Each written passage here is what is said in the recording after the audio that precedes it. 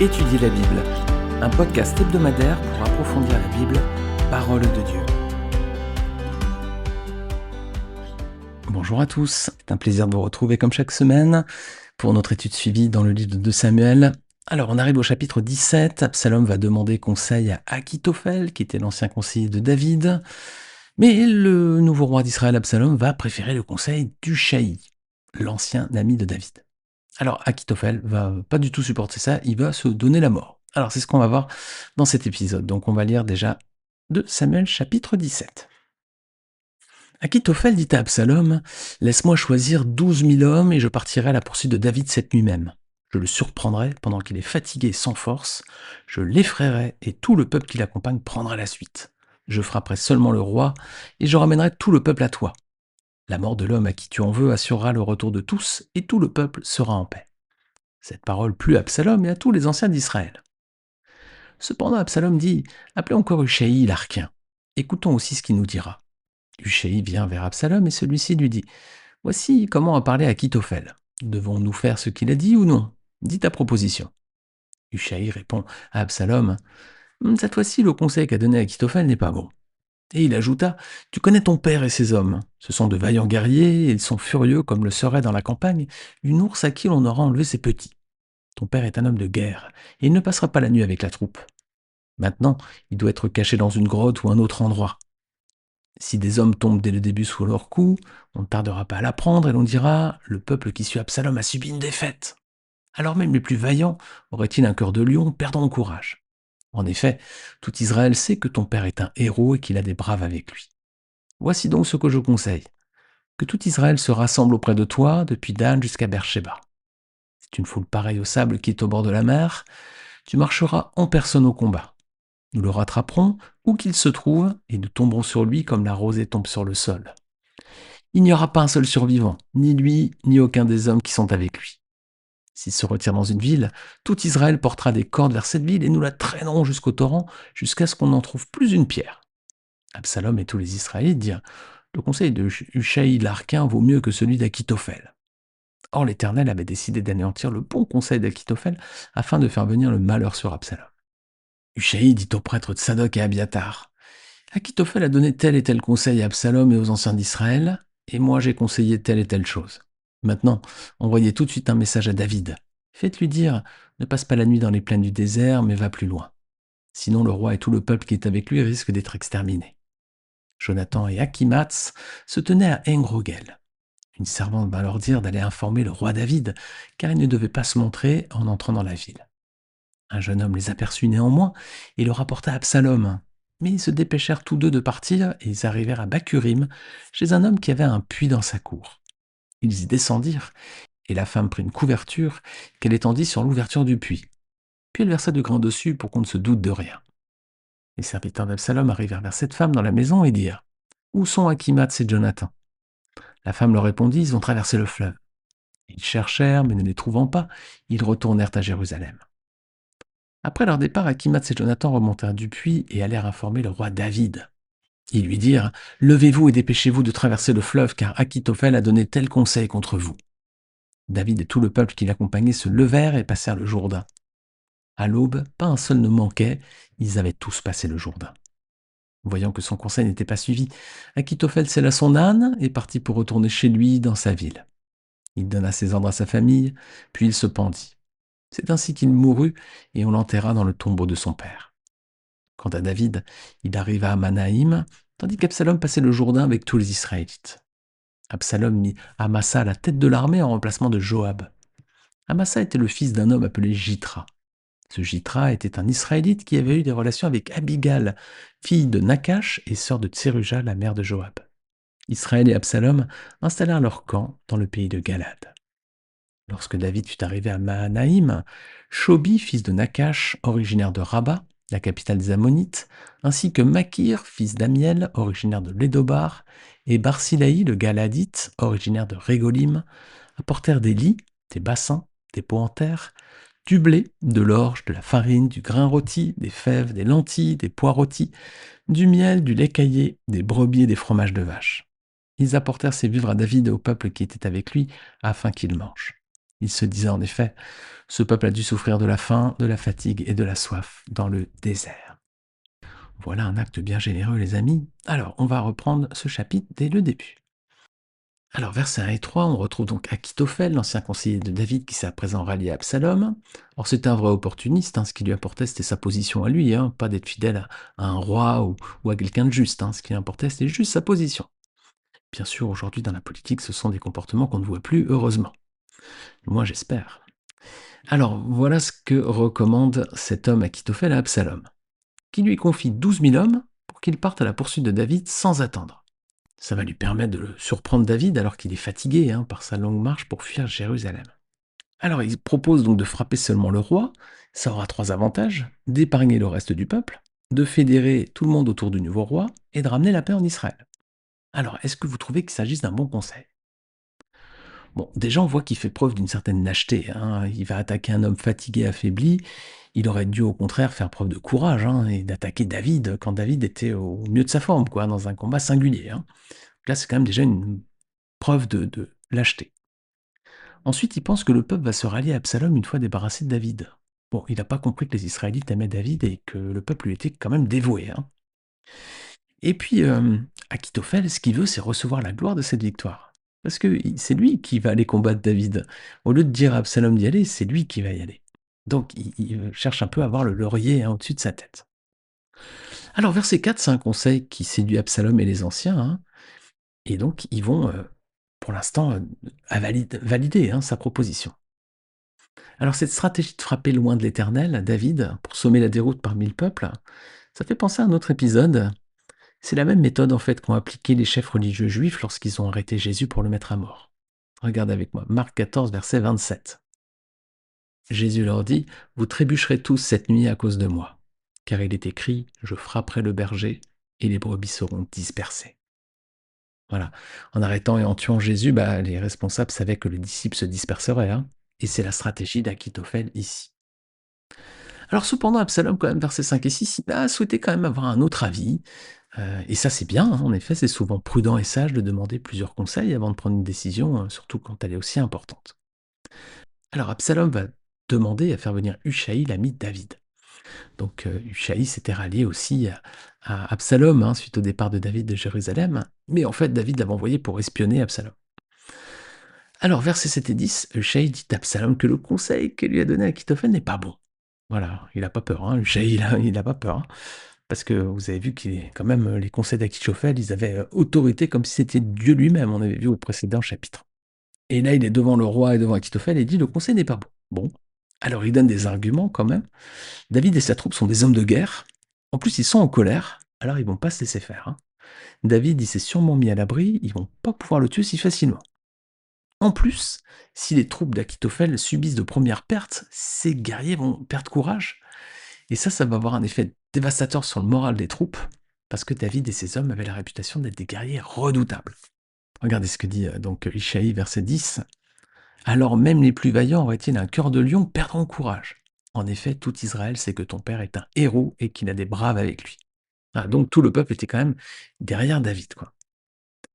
Alors voilà plutôt ce qu'il propose. Il dit voilà, qu'Absalom rassemble tout Israël, depuis le nord jusqu'au sud, et qui se place lui-même à la tête du peuple pour aller au combat, et qui devront se montrer impitoyables. Ils vont rattraper David, ils vont le tuer, lui et tous ses hommes, et même si David se retranchait dans une ville, il raserait la ville. Waouh! Alors ça, c'est un conseil rusé. Pourquoi? Parce que regardez bien. Ushaï, qu'est-ce qu'il fait? Contrairement à Achitophel. Il va placer Absalom dans une position à la fois de puissance et d'honneur. Puissance, tout d'abord, parce qu'il le met à la tête d'une grande armée. C'est lui, Absalom, qui va partir au combat. Il va avoir derrière lui tout Israël. Et puis également une position d'honneur, parce que c'est lui, Absalom, qui va tuer David. Alors, ça, pour Absalom, ça doit commencer à sonner agréablement à ses oreilles.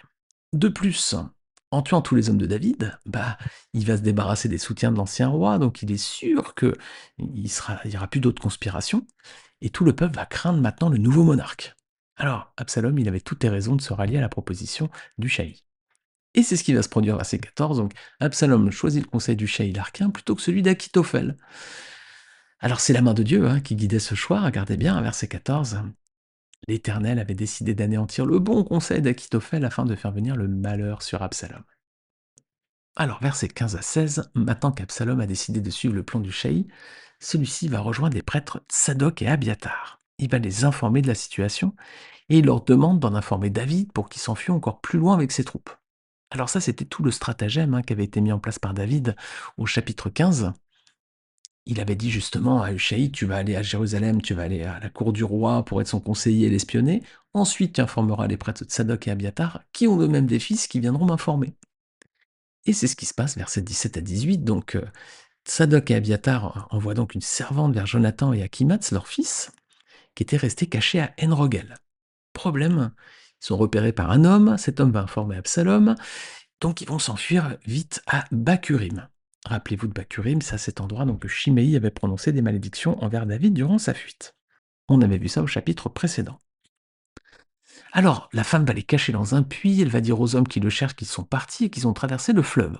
Alors ils partent, ils cherchent, ils trouvent pas, et ils repartent à Jérusalem.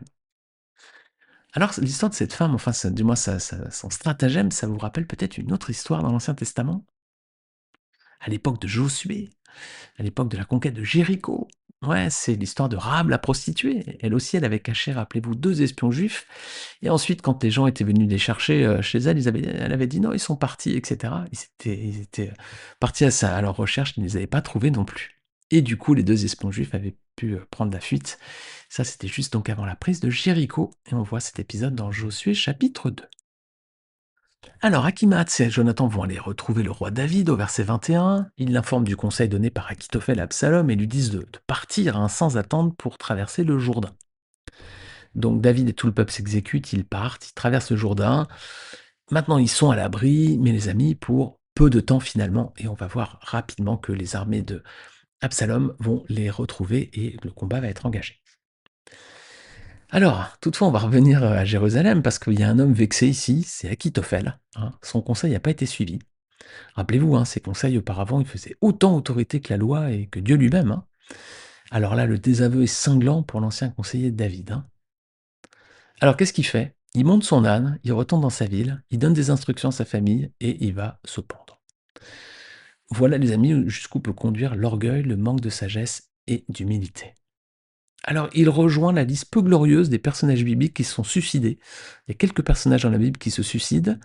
Il y a les mauvais rois Saül, Zimri, et puis bien sûr le plus célèbre d'entre tous, Judas, qui avait vendu Jésus et qui s'est suicidé ensuite. Alors le suicide, les amis, c'est un geste qui va à l'encontre de la volonté de Dieu, clairement. C'est le Seigneur lui seul qui a le pouvoir de donner la vie et de la reprendre. Regarde avec moi Deutéronome 32, verset 39. Voyez donc que c'est moi qui suis Dieu, et il n'y a pas d'autre Dieu que moi. C'est moi qui fais vivre et mourir, qui blesse et guérit, et personne ne peut délivrer de ma main. Deutéronome 32, verset 39. Alors on avait fait un podcast entier sur que dit la Bible sur le suicide, c'était lorsqu'on avait étudié 1 Samuel 31, vous pouvez retrouver donc ce podcast tout en bas, vous regardez, ils sont classés chronologiquement, 1 Samuel 31, que dit la Bible sur le suicide. Verset 24, à présent, David arrive de l'autre côté du Jourdain à Mahanaïm. Alors c'est un endroit qui est connu dans la Bible, c'est là que Jacob avait rencontré des anges avant de retrouver son frère Ésaü. Et il avait donné à cette occasion ce nom à ce lieu. Regardez Genèse 32, versets 2 à 3. Jacob poursuivit son chemin, et des anges de Dieu vinrent à sa rencontre. À leur vue, Jacob dit, c'est le camp de Dieu. Et il appela cet endroit Mahanaïm. Alors c'est le moment pour Absalom à présent de nommer un homme à la tête de son armée, et il va choisir au verset 25 à dénommer Amasa. Alors on voit un peu l'arrière-plan de sa famille, donc son père était un Israélite qui a eu des relations avec une femme qui s'appelait Abigail, qui était la sœur de Tseruja, donc finalement la mère de Joab. Donc Amasa était donc un cousin de Joab. Donc le chef de l'armée d'Absalom, Amasa, était un cousin de chef de l'armée de David qui s'appelait Joab. Alors lorsque David arrive à Mahanaïm, il y a 3 hommes qui vont venir à sa rencontre. Alors qu'est-ce qu'on sait de ces 3 hommes? Alors Shobi, c'était le fils de Nakash. Donc Nakash était le roi des Ammonites. Rappelez-vous, le frère de cet homme, qui s'appelait Hanun, avait humilié les serviteurs envoyés par David pour le consoler à la mort de son père.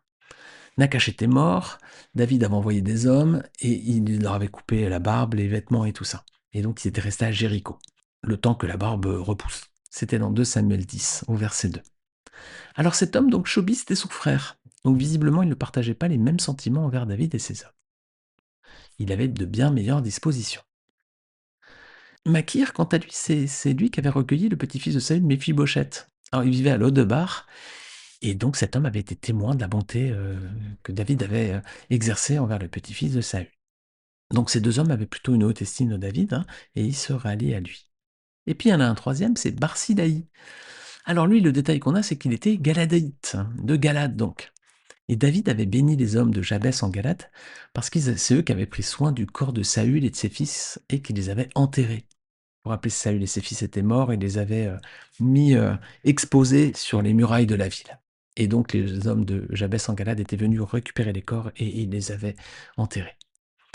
Alors peut-être que cet homme, Barsilaï, se souvenait hein, de l'acte de bonté de David envers les gens de Galade, et c'est peut-être aussi pour ça qu'il se rallie à lui également. Alors si vous voulez revenir sur l'histoire de la mort de Saül et du comportement des hommes de Galade, vous pouvez lire 1 Samuel 31 et 2 Samuel 2, verset 5. Alors donc on a trois hommes ici, Chobi, Makir et Barsilaï, qui n'arrivent pas les mains vides, hein, ils apportent avec eux beaucoup de choses, hein, regardez. Du blé, de l'orge, de la farine, du grain rôti, des fèves, des lentilles, des pois rôtis, du miel, du lait caillé, où il y a beaucoup de nourriture. Et puis il y a aussi des ustensiles, hein, il y a des lits, des bassins, des pots de terre, voilà. Donc on voit qu'ils ont compassion de David et de ses troupes, hein, c'est ce que nous dit le texte. Ils veulent ainsi honorer le roi et se placer à son service. Regardez verset 29, il se disait en effet, ce peuple a dû souffrir de la faim, de la fatigue et de la soif dans le désert. Alors l'attitude de ces trois personnages fait penser à celle d'un autre groupe de personnes qui viendront aussi plus tard honorer un roi. Est-ce que vous voyez à qui je fais allusion? Eh bien les rois mages lors de la naissance de Jésus. Regardez avec moi Matthieu 2, verset 1 déjà. Jésus naquit à Bethléem en Judée à l'époque du roi Hérode. Or des mages venus d'Orient arrivèrent à Jérusalem et dirent: Où est le roi des Juifs qui vient de naître? En effet, nous avons vu son étoile en Orient et nous sommes venus pour l'adorer. Alors ensuite, ils vont discuter avec Hérode, ils vont aller à Bethléem, et là on voit verset 11, ils entrèrent dans la maison, virent le petit enfant avec Marie sa mère, se prosternèrent et l'adorèrent.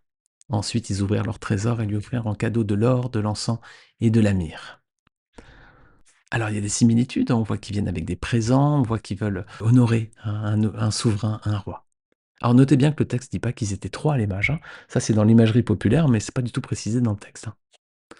Alors d'autre part, les mages du temps d'Hérode ne sont pas seulement venus adorer le roi d'un peuple et d'une nation, ils sont venus adorer le roi des rois, le seigneur des seigneurs. Jésus, hein, qui était la lumière du monde, celle qui éclaire tout homme. Regardez avec moi Jean 1, chapitre 1, verset 18. Au commencement, la parole existait déjà. La parole était avec Dieu et la parole était Dieu. Elle était au commencement avec Dieu. Tout a été fait par elle et rien de ce qui a été fait n'a été fait sans elle. En elle, il y avait la vie et cette la vie était la lumière des êtres humains. La lumière brille dans les ténèbres et les ténèbres ne l'ont pas accueillie. Il eut un homme envoyé par Dieu, son nom était Jean. Il vint comme témoin pour rendre témoignage à la lumière afin que tous croient par lui. Il n'était pas la lumière, mais il vint pour rendre témoignage à la lumière. Cette lumière était la vraie lumière qui, en venant dans le monde, éclaire tout être humain. Elle était dans le monde et le monde était fait par elle, pourtant le monde ne l'a pas reconnue. Elle est venue chez les siens et les siens ne l'ont pas accueillie. Mais à tous ceux qui l'ont acceptée, à ceux qui croient en son nom, elle a donné le droit de devenir enfants de Dieu. Puisqu'ils sont nés non du fait de la nature, ni par une volonté humaine, ni par la volonté d'un mari, mais qui sont nés de Dieu. Et la parole s'est faite homme.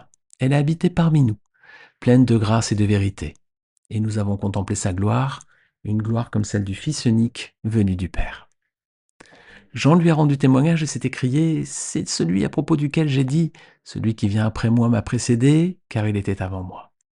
Nous avons tous reçu de sa plénitude et grâce sur grâce. En effet, la loi était donnée à travers Moïse, mais la grâce et la vérité sont venues à travers Jésus-Christ. Personne n'a jamais vu Dieu. Dieu, le Fils unique, qui est dans l'intimité du Père, est celui qui l'a fait connaître. Les amis, est-ce que vous êtes venus à cette lumière? Est-ce que Jésus est la lumière de votre vie? Est-ce que vous avez reçu le privilège d'être appelé enfant de Dieu? Vous avez vu, ce texte est très clair. Si vous êtes encore dans les ténèbres aujourd'hui, venez à la vraie lumière qui est Jésus pour être sauvé et recevoir la vie éternelle en son nom. Amen. Amen. Alors Absalom va partir au combat, il va se retrouver face aux troupes de David, voilà, c'est le combat qui va s'engager à présent. Cette bataille va être la dernière pour ce jeune homme, hein, ce monarque éphémère. Il va succomber lors de cet assaut. Et c'est ce qu'on verra la semaine prochaine. J'ai hâte de vous retrouver pour la suite de cette histoire. En attendant que le Seigneur vous bénisse et je vous dis à très très vite. Salut à tous.